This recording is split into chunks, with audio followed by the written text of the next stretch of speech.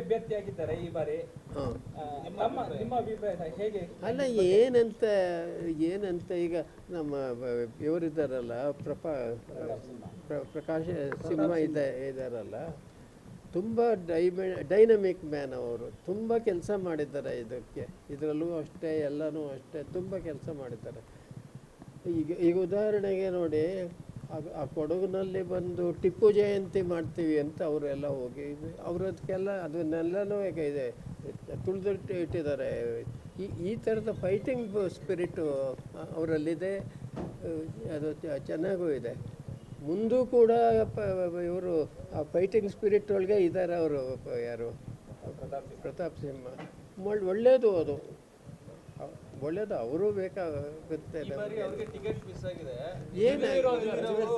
ಅಯ್ಯೋ, ಏನು ticket ಇದೇನಾಗುತ್ತೆ, ticket ಆಗುತ್ತೆ ಅಂತಂದರೆ, ಒಂದು MP ಅವನು ಆಗಿಬಿಟ್ಟ ಅಂತ ಅಂದರೆ ಅವನು ಕಾನ್ಸಂಟ್ರೇಟ್ ಎಲ್ಲ ಬರೀ ಅಲ್ಲಿಗೆ ನಿಂತೋಗ್ಬಿಡುತ್ತೆ. ಅದರಲ್ಲೆಲ್ಲ ಅದನ್ನು ಬಿಟ್ಟು ಕೆಲಸ ಮಾಡೋದಕ್ಕೆ ಬೇಕಾದಷ್ಟು ಕೆಲಸ ಇರುತ್ತೆ. ಅದನ್ನು ಆ ಸ್ಪಿರಿಟಲ್ಲಿ ತಗೋಬೇಕು. ಪ್ರತಾಪ್ ಸಿಂಹ ಆ ಸ್ಪಿರಿಟಲ್ಲೇ ತಗೊಂಡಿದ್ದಾರೆ. ಅದರಿಂದ ಇದಕ್ಕೇನು ಒಂದಕ್ಕೊಂದಕ್ಕೆ ವಿರೋಧ ಏನಿಲ್ಲ ಇಲ್ಲಿ.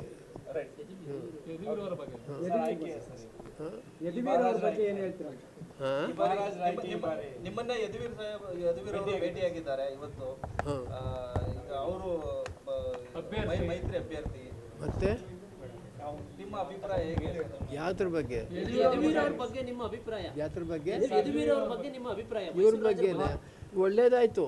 ಯಾಕೆ ಅಂದರೆ ನೋಡಿ, ನಾನು ತಾನೇ ಹೇಳ್ತಿದ್ದೆ, ಇದರೊಳಗೆ ಈಗ ನಮ್ಮ ವಿಮಾನದ್ದು ಇದೆಲ್ಲ ಮಾಡ್ತಾರೋ ಇದ್ದಾರಲ್ಲ, ಅವರು ಇದ್ದಾರಲ್ಲ, ಇದರೊಳಗೆಲ್ಲನೂ ಒಂದು ತುಂಬ ಒಳ್ಳೆ ಕೆಲಸ ಮಾಡಿದ್ದಾರೆ ಅವರು. ಇದರೊಳಗೆಲ್ಲ ವಿಮಾನದ ಇದರೊಳಗೆಲ್ಲ ಬಹಳ ಚೆನ್ನಾಗಿ ಕೆಲಸ ಮಾಡಿದ್ದಾರೆ. ಆ ರೀತಿಯ ಇವ್ರಿಗೆ ಏನೊಂದು ಬ್ಯಾಕ್ಗ್ರೌಂಡ್ ಇದೆ. ಇವರು ಫಾರಿನ್ ಕಂಟ್ರೀಸ್ನಲ್ಲಿಗೆ ಓದಿದವರು, ಆಲೋಚನೆ ಮಾಡಿದವರು, ಎಕಾನಮಿ ಇದು ಎಲ್ಲನೂ ಮಾಡಿದವರು. ಇದಕ್ಕೆ ಇನ್ಯಾವುದಾದ್ರು ಒಂದು ಇದನ್ನು ಸೆಂಟ್ರಲ್ ಗೌರ್ಮೆಂಟ್ ಇವರಿಗೆ ಕೊಟ್ಟರೆ ಅದನ್ನು ತುಂಬ ಚೆನ್ನಾಗಿ ಅವ್ರು ನಡೆಸ್ತಾರೆ ಅಂತ ನನಗನ್ಸುತ್ತೆ. ಅದೇ ಮುಖ್ಯ. ಅದು ಮುಖ್ಯ.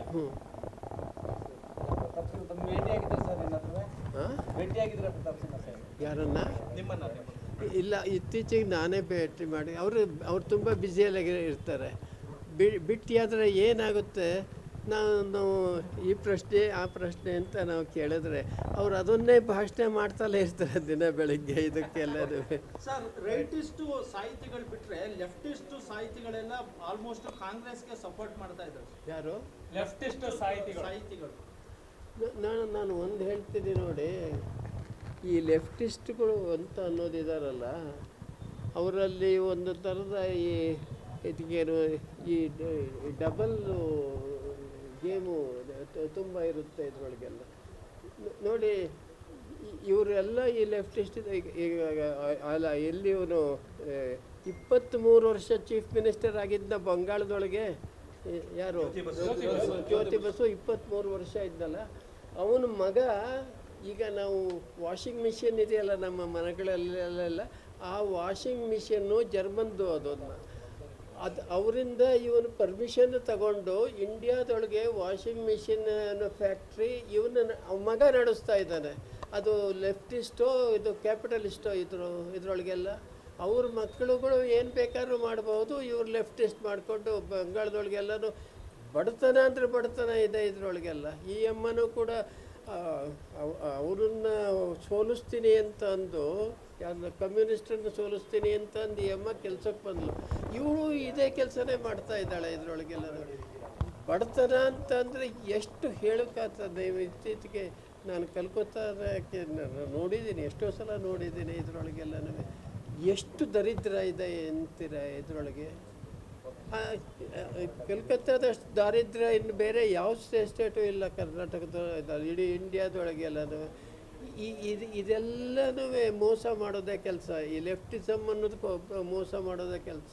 ಸರ್, ಈ ರಾಜ್ಯದಲ್ಲಿ ಲೆಫ್ಟಿಸ್ಟ್ ಬೆಂಬಲಿಸಿದ್ರೆ ಯಾವ ರೀತಿ ಫಲಿತಾಂಶ? ಯಾರು ಲೆಫ್ಟಿಸ್ಟ್ ಸಾಹಿತಿಗಳು ಕಾಂಗ್ರೆಸ್ ಬೆಂಬಲಿಸಿದ ರಾಜ್ಯದಲ್ಲಿ ನಾನು ಒಂದು ಹೇಳ್ತೀನಿ, ಲೆಫ್ಟಿಸ್ಟ್ ಸಾಹಿತಿಗಳು ಅಂತ ಅನ್ನೋದೆಲ್ಲ ಇದಲ್ಲ, ಅವರು ಡಿಸಾನೆಸ್ಟು. ಈಗ ಇವನಿಗೆ ಕ್ಯಾಪಿಟಲಿಸ್ಟ್ ಅಂತ ಹೇಳ್ತಾರೆ ಯಾರು, ಇವರೆಲ್ಲರೂ ಎಷ್ಟೋ ಜನ ಕ್ಯಾಪಿಟಲಿಸ್ಟ್ ಅಂತ ಹೇಳ್ತಾರೆ. ನಾನು ಆ್ಯಕ್ಚುಯಲ್ ಆಗಿ ನಾನು ಸ್ಟಡಿ ಮಾಡಿ ನೋಡಿದ್ದೀನಿ ಯಾವ ದೇಶ ಇದು ಯಾವ ರೀತಿ ಬೆಳೆಯುತ್ತೆ ಹಾಗೆ ಅಂತ ಅನ್ನೋದೇ ಕೆಲಸ. ಆ ಕ್ಯಾಪಿಟಲಿಸಮ್ ಇಲ್ಲದೆ ಹೋದರೂ ಬೆಳೆಯೋದೇ ಇಲ್ಲ. ನಾನು ಗುಜರಾತ್ನೊಳಗೆ 6 ವರ್ಷ ನಾನು ಅಲ್ಲಿ ಕಾಲೇಜಿನೊಳಗೆ ಯೂನಿವರ್ಸಿಟಿಯಲ್ಲಿ ಟೀಚ್ ಮಾಡ್ತಾ ಇದ್ದೆ. ನನಗೆ ಗುಜರಾತಿಗಳು ಇದೆಲ್ಲನೂ ಗೊತ್ತಿದೆ. ಇದರೊಳಗೆಲ್ಲನೂ ಅವರು ಎಷ್ಟು ಆ್ಯಕ್ಟಿವ್ ಆಗಿ ಕೆಲಸ ಮಾಡ್ತಾರೆ, ಎಷ್ಟು ಆನೆಸ್ಟು ಅಂತಾನೆ ಇದಲ್ಲ. ಈಗ ನಮ್ಮ ಅಂಗಡಿಯವರು ಅಂತಂದರೆ ಅವರು ಆನೆಸ್ಟಿ ಅಂತ ನಾವು ಪೂರ್ತಿಯಾಗಿ ನಂಬೋಕ್ಕಾಗೋದೇ ಇಲ್ಲ. ಗುಜರಾತಲ್ಲಿ ಒಂದು ಅಂಗಡಿಗೆ ನೀವು ಹೋದು ಅಂತ ಅಂದರೆ ನೀವೊಂದು 6 ವರ್ಷದ ಹುಡುಗನ ಕೈಯಲ್ಲಿ ನೀವೊಂದು ಬ್ಯಾಗು 100 ರೂಪಾಯಿನ ಚಿಲ್ಲರೆನ ಕೊಟ್ಟರೆ ಅವನು 10 ರೂಪಾಯಿನ ಸಾಮಾನು ಕೊಟ್ಬಿಟ್ಟು 90 ರೂಪಾಯಿದನ್ನು ಕರೆಕ್ಟಾಗಿ ಎಣಿಸಿ ಅವನ ಜೇಬಿಗೆಲ್ಲ ಇಟ್ಟು ಮಗು ಸರಿಯಾಗಿ ನೋಡ್ಕೊಂಡು ಹೋಗು ಅಂತ ಹೇಳಿ ಕಳಿಸ್ತಾನೆ ಅವನು. ಇದ್ರೊಳಗೆಲ್ಲನೂ ಸುಳ್ಳು ಹೇಳೋದಿಲ್ಲ ಅವರು. ಇದ್ರೊಳಗೆಲ್ಲನೂ ಅದಿಲ್ಲದೆ ಹೋದರೆ ನೀವು ಯಾವ ದೇಶ ಉದ್ಧಾರ ಆಗೋಕ್ಕೆ ಸಾಧ್ಯ? ಗುಜರಾತಿಗಳಿಗೆ ಇದೆ. ಮೋದಿಯವ್ರಿಗೂ ಅದೇ ಇದೆ. Modi basically business man. ಅವರೇ ಹೇಳ್ತಾರೆ ನಾನು ಬಿಸ್ನೆಸ್ ಮ್ಯಾನು ಹಾಗೆ ಅಂತಂದರೆ ಅಂದರೆ ಆನೆಸ್ಟ್ ಬಿಸ್ನೆಸ್ ಮ್ಯಾನು.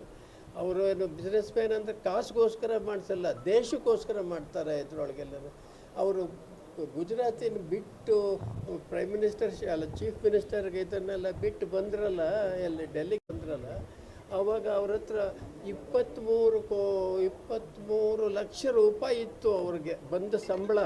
ಅದರೊಳಗೆ ಅವರು ಊಟದ ಖರ್ಚು ಕಳೆದು 23 ಲಕ್ಷ ರೂಪಾಯಿ ಇತ್ತು. ಅದನ್ನು ಆ 23 ಲಕ್ಷನೂ ಅವರ ಆಫೀಸಿನೊಳಗೆ ಕೆಲಸ ಮಾಡ್ತಾ ಇದ್ದವರು ಇವರಿದ್ರಲ್ಲ, ಯಾರು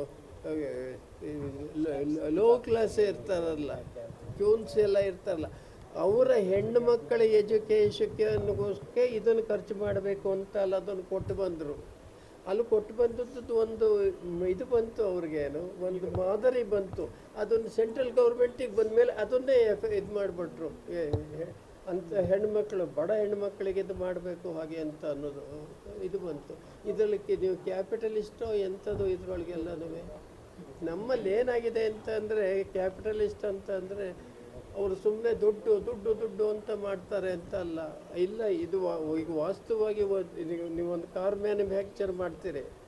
ಕಾರ್ ಮ್ಯಾನುಫ್ಯಾಕ್ಚರ್ ಮಾಡಿದ್ರೆ ಅವರು ಏನು ಮಾಡ್ತಾರೆ ಅಂತ ಅಂದರೆ ಇದು ಇಷ್ಟು ಲಾಭ ಬಂತು ಅಂತ ಹೇಳ್ತಾರೆ. ನಿಜವಾದ ಎಕನಾಮಿಕ್ಸ್ನೊಳಗೆ ನೀವು ಹೇಳಬೇಕು ಅಂತಂದರೆ ಇಷ್ಟು ಪ್ರೊಡಕ್ಷನ್ ಆಯಿತು ನಮ್ಮ ಇದರೊಳಗೆ, ಇಷ್ಟು ಜಾಬ್ ಕೊಟ್ಟು ನಾವು ಇದರೊಳಗೆ, ಅವರು ಇಷ್ಟು ಸಂಸಾರದ ಮಕ್ಕಳಿಗೆ ಇಷ್ಟು ಎಜುಕೇಷನ್ ಆಯಿತು, ಹೀಗೆ ಹೇಳಿದು ಅದು ನಿಜವಾದ ಎಕನಾಮಿಕ್ಸು. ಅದನ್ನು ಹೇಳಿದೇನೆ ಏನು ಮಾಡ್ತಾರೆ ಅಂತಂದರೆ ಎಲ್ಲ ಕಡೆಯೂ ಬಂದಿದೆ ಅಂತಂದು ನಾವು ಇನ್ ಟರ್ಮ್ಸ್ ಆಫ್ ಮನಿ ಹೇಳ್ತೀವಿ ನಾವು ಇದರೊಳಗೆ. ಆ ಇನ್ ಟರ್ಮ್ಸ್ ಆಫ್ ಮನಿ ಇರೋದು ಮಿಸ್ಲೀಡು ಮಾಡುತ್ತೆ ಇದರೊಳಗೆಲ್ಲ. ನೀವು ಅಲ್ಲದೇ ನೀವೇನು ಅಲ್ಲ, ನಿಮ್ಮ ಕಂಪ್ನಿ ಒಳಗೆ ಏನು ಇದು ಮಾಡ್ತೀರಾ ಅದಕ್ಕೆ ನೀವು ಇದನ್ನು ಕೊಡ್ತೀರಾ, ಏನು ಕೊಡ್ತೀರಾ, ಲಾಭ ಕೊಡ್ತೀರಾ. ಇದರೊಳಗೆಲ್ಲ ಟ್ಯಾಕ್ಸ್ ಕೊಡಲೇಬೇಕು. ಟ್ಯಾಕ್ಸ್ ಕೊಡದೆ ಹೋದರೂ ಜೈಲಿಗೆ ಹಾಕ್ತಾರೆ. ಇದೆಲ್ಲದು ಇದು ಕಂಪಲ್ಸರಿ. ಇದಕ್ಕೆ ಪುಣ್ಯ ಗಿಂಡೆ ಬರೋದೇ ಇಲ್ಲ. ಇದಲ್ಲ. ಸೊ ಇಲ್ಲಿ ಎಲ್ಲ ವಾತಾವರಣ, ರಾಜ್ಯದ ವಾತಾವರಣ ಹೇಗಿದೆ ಅಂತ ಅದು ನನಗೆ ಗೊತ್ತಿಲ್ಲ. ವಾತಾವರಣ ಚೆನ್ನಾಗಿದೆ ಅಂತ ನಾನು ತಿಳ್ಕೊಂಡಿದ್ದೀನಿ. ಆದರೆ ಸ್ವಲ್ಪ ಮಟ್ಟಿಗೆ ಇದು ಇಡೀ ಕರ್ನಾಟಕದೊಳಗೆ ಸ್ವಲ್ಪ ಮಟ್ಟಿಗೆ ಓಟು ಒಡೆದು ಹೋಗುತ್ತೆ. ಆದರೆ BJP ಏನು ತೀರಾ ಏನು ಸೋತು ಹೋಗೋದಿಲ್ಲ. ನಾನು ತಿಳಿದ ಮಟ್ಟಿಗೆ BJP ಕೊನೆ ಪಕ್ಷ ಮೋರ್ ದೆನ್ ಹಾಫ್ ಬರುತ್ತೆ ಅಂತ ನಾನು ತಿಳ್ಕೊಂಡಿದ್ದೀನಿ. ಅಲ್ಲ, ಕರ್ನಾಟಕದಲ್ಲಿ ಏನು ಕಾರಣಕ್ಕೆ ಗೊಂದಲ ಅಂತ? ಏನು ಕಾರಣಕ್ಕೆ ಗೊಂದಲ ಕರ್ನಾಟಕದಲ್ಲಿ? ಎಲ್ಲ ನೋಡಿ, ಇದು ನಮ್ಮ ಮೊದಲು ಇದು BJP ಏನಿತ್ತಲ್ಲ ಇದರೊಳಗೆಲ್ಲ ಎಫೆಕ್ಟಿವ್ ಆಗಿರಲಿಲ್ಲ ಆ ಗೌರ್ಮೆಂಟು. ಅಧಿಕಾರಿಗಳು ಬಹಳ ಇದೇ ಮಾಡ್ತಾಯಿದ್ರು. ಅಧಿಕಾರಿಗಳನ್ನು ಕಂಟ್ರೋಲ್ ಮಾಡೋಕ್ಕೆ ಅವ್ರಿಗೆ ಇಲ್ಲ, ಬಹಳ ಸಾಫ್ಟ್ ಆಗಿದ್ದರು. ಅದು ನಾನು ತಿಳಿದ ಮಟ್ಟಿಗೆ ಇದಕ್ಕೆಲ್ಲ. ಆದರೆ ಈಗಿರೋ ಕಾಂಗ್ರೆಸ್ನವ್ರು ಇದ್ದಾರಲ್ಲ, ಅವರು ಬಹಳ ಜೋರಾಗಿದ್ದಾರೆ ಅಧಿಕಾರಿಗಳ ಮೇಲೆ, ಬಹಳ ಜೋರಾಗಿದ್ದಾರೆ. ಆದರೆ ಅವರು ಹೋಗ್ತಾ ಇರೋ ದಾರಿ ಸರಿಯಾಗಿಲ್ಲ. ಇದರೊಳಗೆಲ್ಲ ಎಲ್ಲರಿಗೂ ನೀವು ಫ್ರೀಯಾಗಿ ಕೊಡ್ತೀನಿ, ಹೆಣ್ಮಕ್ಳಿಗೆಲ್ಲ ಫ್ರೀಯಾಗಿ ಬಸ್ಸಲ್ಲಿ ಕೊಡ್ತೀನಿ, ಇವೆಲ್ಲನೂ ಪಾಪ್ಯುಲರ್ ಆಗಿರ್ಬೋದೇ ಹೊರತು ಎಕಾನಮಿ ಇವಾಗ ಕಂಪ್ಲೀಟಾಗಿ ಇವ್ರಿಗೆ ಏನೋ ಹತ್ರ ಇಲ್ಲ ದುಡ್ಡೆಲ್ಲ ಇಲ್ಲ ಇವ್ರಿಗೆ. ಇವಾಗ ಅದಕ್ಕೆ ಏನು ಮಾಡ್ತಾರೆ, ಸೆಂಟ್ರನ್ನು ಬೇರೆ ಬೈತಾ ಇದ್ದಾರೆ ಅಷ್ಟೇ, ನಮಗೆ ಕೊಡ್ತಾ ಇಲ್ಲ ಅಂತ. ಕೊಟ್ಟದ್ದನ್ನೆಲ್ಲ ಇವ್ರು ಖರ್ಚು ಮಾಡ್ಕೊಂಡಿರ್ತಾರೆ. ಅವರು ಫೈನಾನ್ಸ್ ಮಿನಿಸ್ಟರು ಇದು ಮಾಡಿದ್ರೆ ಅವ್ರು ಕೊಡ್ತಾ ಇಲ್ಲ ಅಂತ ಅವರನ್ನು ಬೈತಾರೆ. ಇದರೊಳಗೆಲ್ಲ ಇವ್ರ ಭಾಷೆ ಇದೆಯಲ್ಲ, ಅದು ಅನ್ಡಿಗ್ನಿಫೈಡ್ ಲ್ಯಾಂಗ್ವೇಜು. ಇವರು ಏನು ಮಾತಾಡಬೇಕಾದ್ರೂ ಒಂದು ಡಿಗ್ನಿಟಿ ಬೇಡವೆ ಮಾತಾಡಬೇಕಾದ್ರೆ. ನಾವು ಯಾರ ಬಗ್ಗೆ ಯಾರನ್ನು ಟೀಕೆ ಮಾಡ್ತೀವೋ ಅವರನ್ನು ನಾವು ಗೌರವದಿಂದ ಕೊಟ್ಟು ಮಾತಾಡಬೇಕು. ಆ ಕಲ್ಚರ್ ಇಲ್ಲ ಇವ್ರಿಗೆ. ಬಿ ಜೆ ಪಿಯವ್ರಿಗೆ ಆ ಕಲ್ಚರ್ ಇತ್ತು, ಬಿ ಜೆ ಪಿ ಗೌರ್ಮೆಂಟ್ ಇದ್ದಾಗಲೂ ಇತ್ತು, ಈಗಲೂ ಇದೆ. ಇದರೊಳಗೆ ಅಕಸ್ಮಾತ್ ಬಿ ಜೆ ಪಿಯವರು ಒಂದು ಸ್ವಲ್ಪ ಒರಟಾಗಿ ಮಾತಾಡ್ತಾ ಇದ್ದಾರೆ ಅಂತಂದರೆ ಅವ್ರನ್ನ ಫಾಲೋ ಮಾಡಿಕೊಂಡು ಮಾಡ್ತಾ ಇದ್ದಾರೆ ಅವರು ಅಂತ ಅನಿಸುತ್ತೆ. ಹಾಗೆ ಮಾಡಬಾರ್ದು. ಅವ್ರೇನಾದ್ರು ಮಾಡ್ಕೊಳ್ಳಿ, ನಾವು ನಮ್ಮ ಡಿಗ್ನಿಟಿ ಕಡಿಮೆ ಮಾಡ್ಕೋಬಾರ್ದು.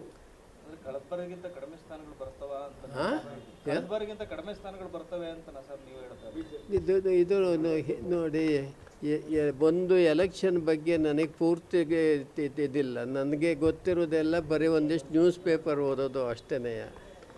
ರಾಜಕೀಯದಲ್ಲಿ ಇರೋರಿಗೂ ಕೂಡ ಪೂರ್ತಿಯಾಗಿ ಎಷ್ಟು ಇದು ಆಗಲ್ಲ.